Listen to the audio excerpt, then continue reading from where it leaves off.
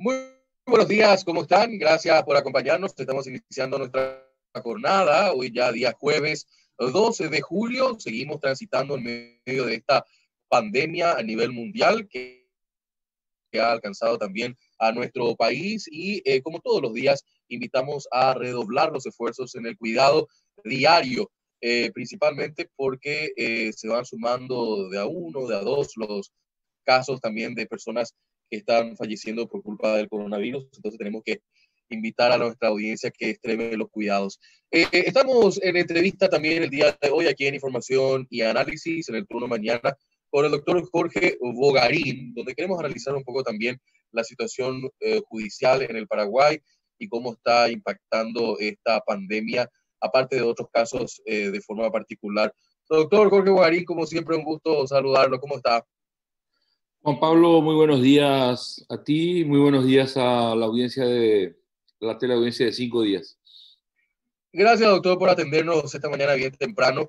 En realidad me gustaría iniciar esta conversación que vamos a tener durante unos minutos, haciendo una evaluación también de cómo esta pandemia está afectando al sistema judicial. Creo que usted, como un operador de la justicia y que conoce muy bien esto, me imagino que también ya tiene una opinión formada sobre lo que significa esta pandemia y cómo nos afecta específicamente en el ámbito judicial. Retrasó completamente todo, doctor, ¿no?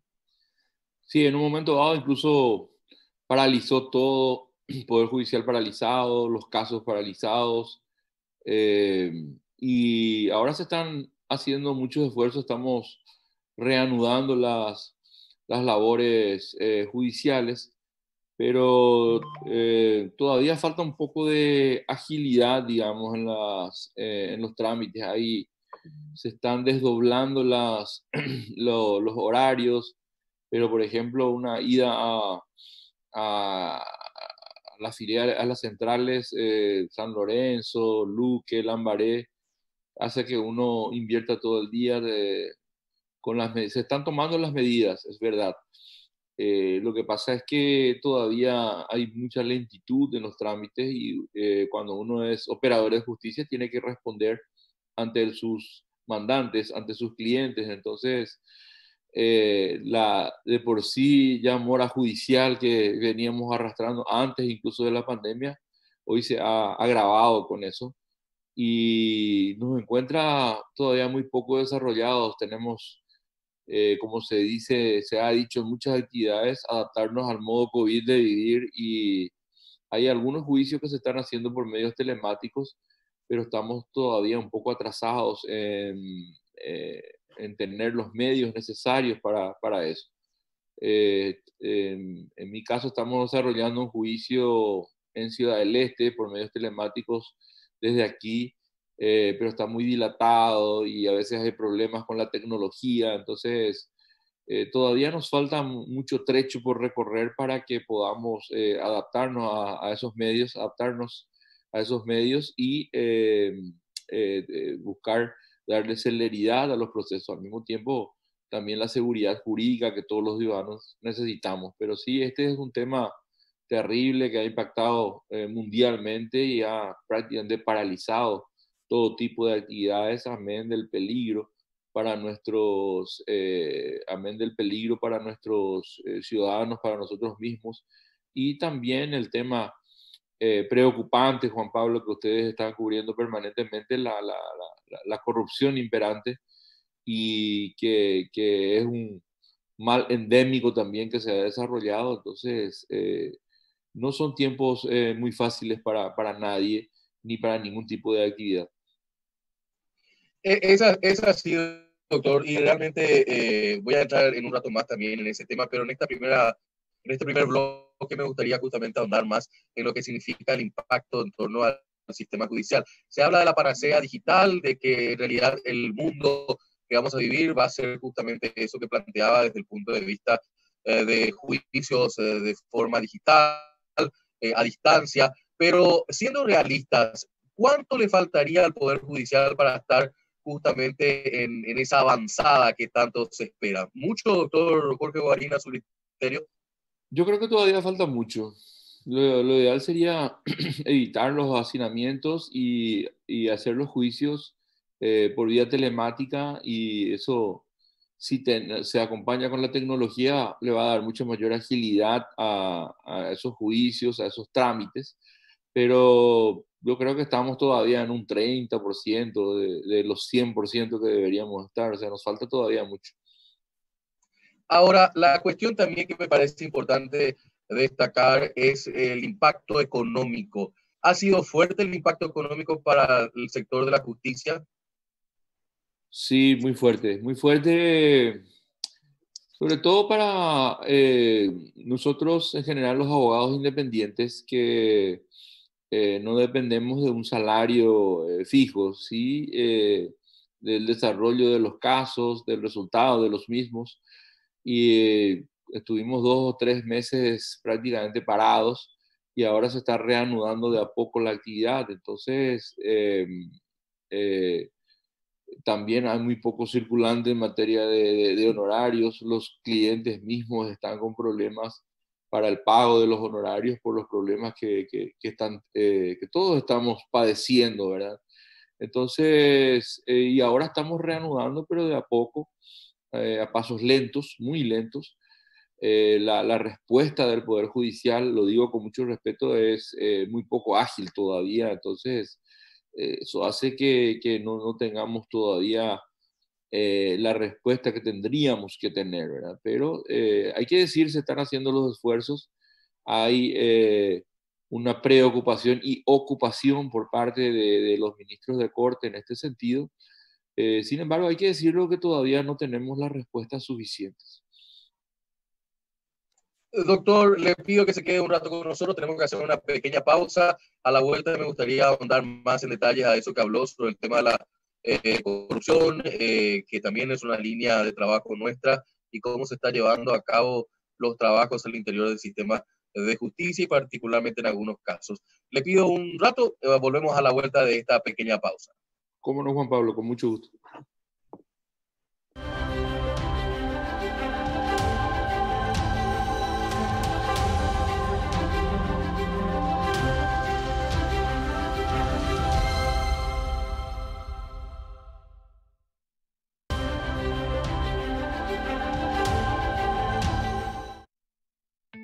En Interfisa Banco estamos codo a codo junto a vos. Acompañarte es nuestra prioridad y por ello te ofrecemos préstamos para MIPYMES con periodo de gracia de 6 meses y plazo hasta 36 meses para micro, pequeñas y medianas empresas. Consulta con tu oficial de cuentas o llama a nuestro call center 415-9000. Interfisa Banco.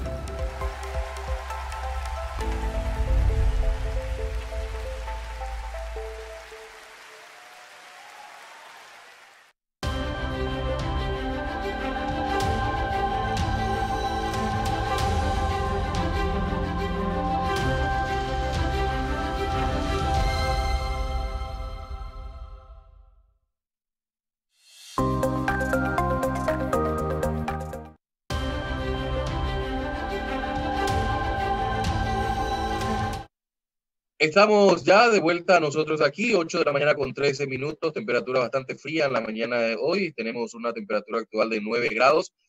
Vamos a tener tan solo una máxima alrededor de los 16 el día de hoy, así que a tener en cuenta eso al inicio de la jornada. Estamos en compañía con el doctor Jorge Bogarín, abogado del foro, reconocido también profesional del rubro justamente de la justicia. En información y análisis queremos hablar un poco sobre el tema también de la inacción por parte del Ministerio Público. Específicamente también ante unos casos que nos llaman mucho la atención y son, como ejemplo, ponemos el caso de Ramón González Daer. Doctor Jorge Bogarín, ¿qué podemos entender de esta ineficacia, inacción, no sé qué más poder decir justamente por parte del Ministerio Público, que es una entidad que está justamente en el foco de la tormenta en estos momentos? Sí, cómo no, Juan Pablo. Mira, esa investigación se inició hace 7 meses y con varios allanamientos se incautaron computadoras, se incautó documentación, se incautaron CDAs, se incautaron pagarés, que hasta ahí, bien, ¿verdad? El Ministerio Público hace su labor, pero ¿para qué lleva esa documentación? Para desarrollar una investigación. Y resulta que hasta ahora le hemos pedido, en ese caso específico hay 2 denuncias, una del señor Mendoza Yampey y otra del señor Juan Eugenio Planás. Y lo que estamos pidiendo desde hace tiempo es que se realicen pericias, porque en el caso del señor González Daer, por ejemplo, es la tipificación es lavado de dinero y usura, porque siempre en el lavado de dinero, por imposición legal, tenés que tener un hecho punible subyacente, es decir, que produce el dinero irregular que lleva al tema del lavado. Entonces, lo que hemos solicitado es realizar una pericia. Hay elementos que tienen que ser acreditados allí, eh, como por ejemplo ver si se hizo un préstamo por encima de los valores, de los porcentajes que establece el Banco Central, y si hubo un aprovechamiento de un estado de indigencia o un estado de fragilidad o debilidad de quien ostenta calidad de víctima. Pero resulta que hasta ahora, a 7 meses, estamos ya con la posibilidad de la fecha de terminar el requerimiento conclusivo, ahora en julio, pero no se ha hecho y hemos insistido en varias oportunidades. Y se habla mucho de la necesidad de que exista una objetividad en la investigación. ¿Qué significa eso? Que el fiscal tiene que abarcar la investigación a los elementos de cargo y de descargo. Pero resulta que aquí el agente fiscal solamente hace las diligencias que a él le parece de cargo. Entonces, es una investigación que carece de objetividad. Se han pedido informes relacionados con el préstamo al señor Mendoza Yampey. Se han pedido pericias de los equipos informáticos que se han incautado. Se han pedido pericias contables, pericias de gestión, etcétera, pero no se ha realizado ninguna sola diligencia solicitada por la defensa. En consecuencia, estamos ante una investigación que solamente persigue la acusación, y eso es violatorio de un principio que hemos trabajado que se llama el principio acusatorio, que en esta etapa de investigación, en esta etapa de preparación, tienen que hacerse las diligencias de cargo y de descargo. Hay 2 autoridades en un proceso: el juez penal de garantías y el agente fiscal, que es el titular de la acción. El juez penal de garantías es el contralor de las garantías del debido proceso. Y le hemos comunicado esa situación al juez penal de garantías, y ¿qué es lo que ha hecho? Le ha corrido traslado al agente fiscal para que opine sobre esta posición de la defensa. Y tampoco hay un ejercicio de esa potestad que tiene un juez de garantías de decirle al fiscal: mire, realice todas las diligencias que le están solicitando. Entonces, y ahora, en un momento dado, yo entiendo que hay saturación de casos, pero la atención tienen que estar sobre todos los casos por igual. Y se hace una parafernalia, una acción muy mediática, muy fuerte al inicio del proceso y después se apaga todo. Y el perjudicado es la persona que teóricamente está siendo investigada, pero no hay un acto de investigación, no hay actos de objetividad en la investigación, Juan Pablo. Entonces, eso es lo que estamos reclamando. Eso es lo que estamos reclamando. Se habla en prensa de que habían 200 o 300 denuncias, pero eso no es cierto. Ahí hay solamente 2 denuncias, una de ellas está prescripta. El mismo agente fiscal dijo, esa es una referencia nada más en sus presentaciones. Entonces, queda esta denuncia y lo que hay que hacer es profundizar la investigación. Cualquier ciudadano, no solamente este señor, cualquier ciudadano tiene derecho a que se investigue si hay una imputación. ¿Qué significa la imputación? Una sospecha de que ha cometido hecho punible. Entonces hay que profundizar esa investigación. Y a Correcto. eso tienen derecho todos los ciudadanos. Eso Ahora, es lo que tenemos que aprender. Ahora vimos, por ejemplo, perdón Juan Pablo, vimos, por ejemplo, en Ciudad del Este, independientemente de las personas involucradas, que una juez de garantías le dice a los agentes fiscales hicieron mal su investigación.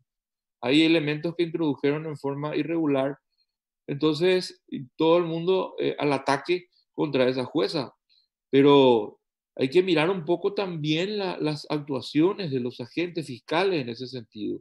Cómo introducen los elementos, cuál es la acción que están desplegando para probar los extremos de esa imputación y si realmente amerita una acusación y llevar la causa a juicio oral y público. Pero para eso tienen que realizar las diligencias. Acá se está teniendo algo lógico.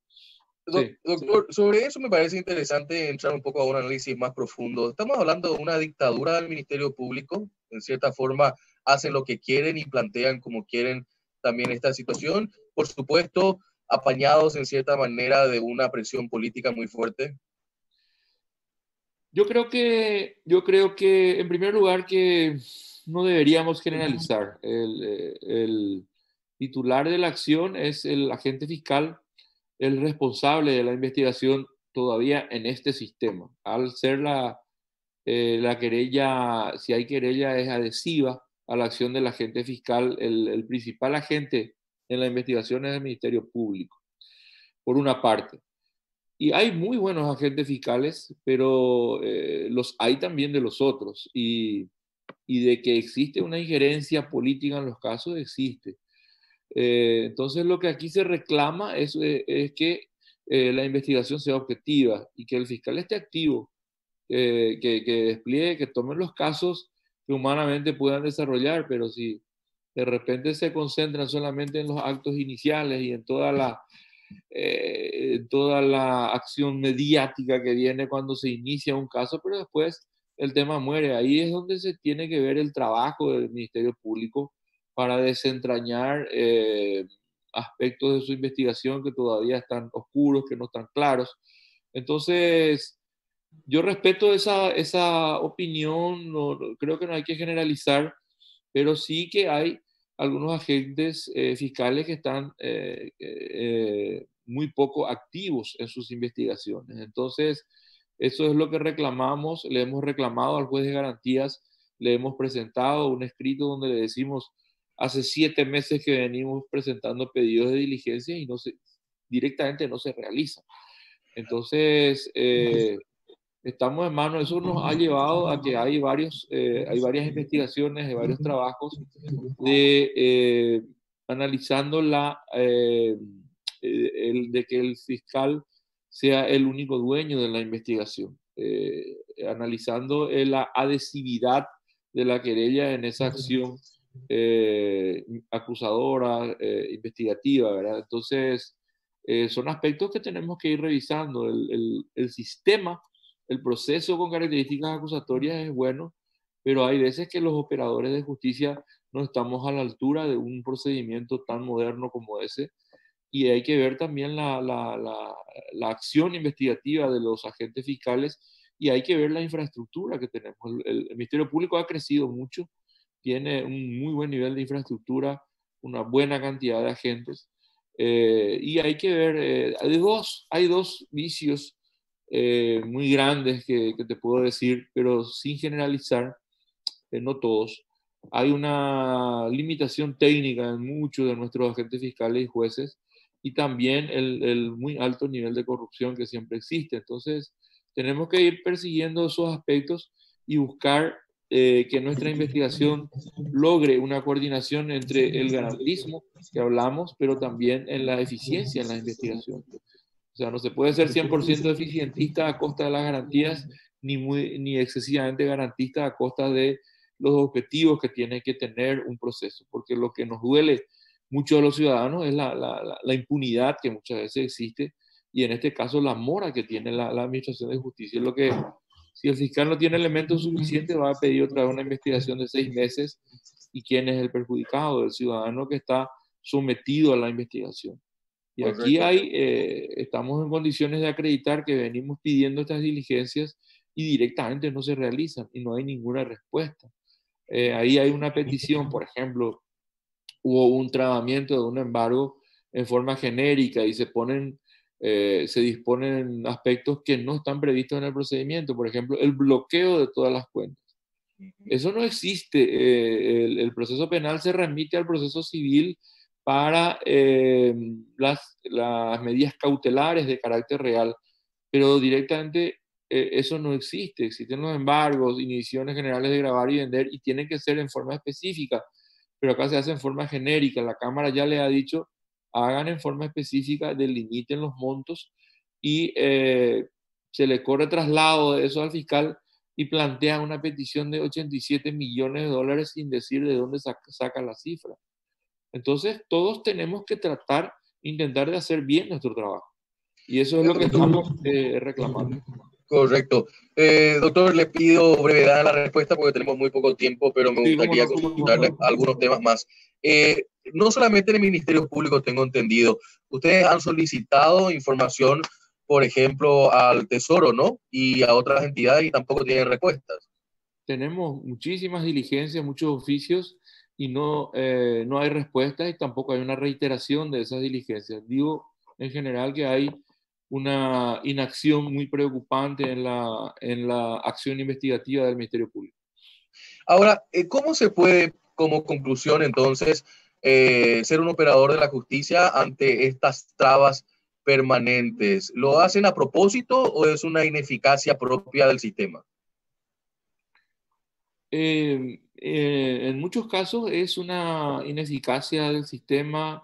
Los agentes fiscales están saturados y no hay una adecuada distribución de los casos. Entonces eso hace que algunos fiscales estén muy sobrecargados y otros no tengan tanta actividad. Ahí falta una dirección en la distribución de los casos y también un control de la actividad investigativa de los agentes fiscales. Y en el proceso se indica de que el juez de garantías debe ser el contralor de las garantías del debido proceso. No descartamos que en algunos casos también sea, como se dice vulgarmente, a propósito, pero aquí lo que vemos es una preocupante recarga y una preocupante inacción que finalmente va en perjuicio de la administración de justicia, esa justicia que todos queremos. Doctor, por último, también, ¿en qué va a quedar este caso de Ramón González Daer? Bueno, ahora en julio tenemos el requerimiento, la fecha de requerimiento conclusivo, que puede darse que el fiscal solicite una prórroga de su investigación porque realmente faltan muchos elementos todavía, y no sé si el fiscal va a estar en condiciones de hacer un requerimiento conclusivo ahora el 19 o 20 de julio. Y también la pregunta obligada a todos nuestros entrevistados: ¿dónde está la luz al final de este largo túnel? Específicamente en materia de justicia, ¿va a ayudar el coronavirus a tener una mejor justicia o va a ser igual que siempre? Hasta ahora, no, lamentablemente no ha producido más que perjuicios, y nos tiene que encontrar más preparados, sobre todo en materia de tecnología, para que podamos desarrollar los medios telemáticos, tener seguridad para nuestros ciudadanos, para los operadores de justicia, para los mismos jueces, pero estamos yendo todavía a pasos muy lentos. Entonces, la expresión de deseos es que esto se trabaje acabadamente para que podamos tener todos una seguridad. Seguridad jurídica, seguridad sanitaria, seguridad para todos nosotros. Ese es el objetivo que debemos trazarnos. Hay acciones por parte de la Corte Suprema de Justicia, pero todavía no son suficientes y las respuestas que estamos teniendo, reitero, no son lo ágiles que deberían ser.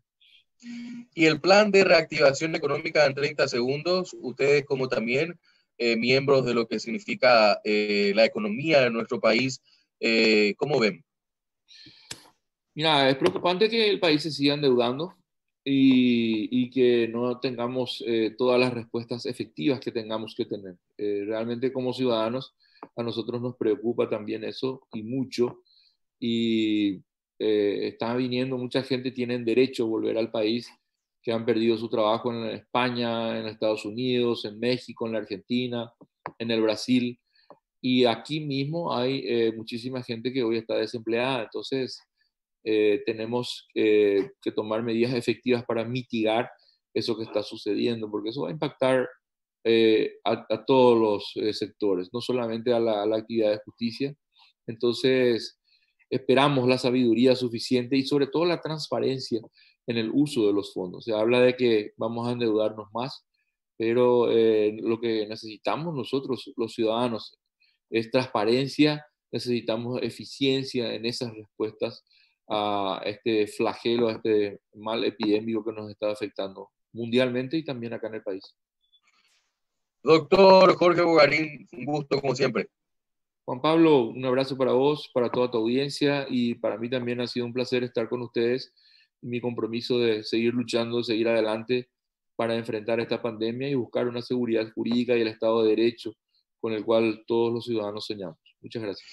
Doctor Jorge Bogarín con nosotros aquí en Información y Análisis 8:30 puntualmente. Quédense con nosotros, ya se llega la próxima entrevista y por supuesto nos encontramos a las 10 en nuestro encuentro de Foro Empresarial. Como siempre, buenos días y buena suerte.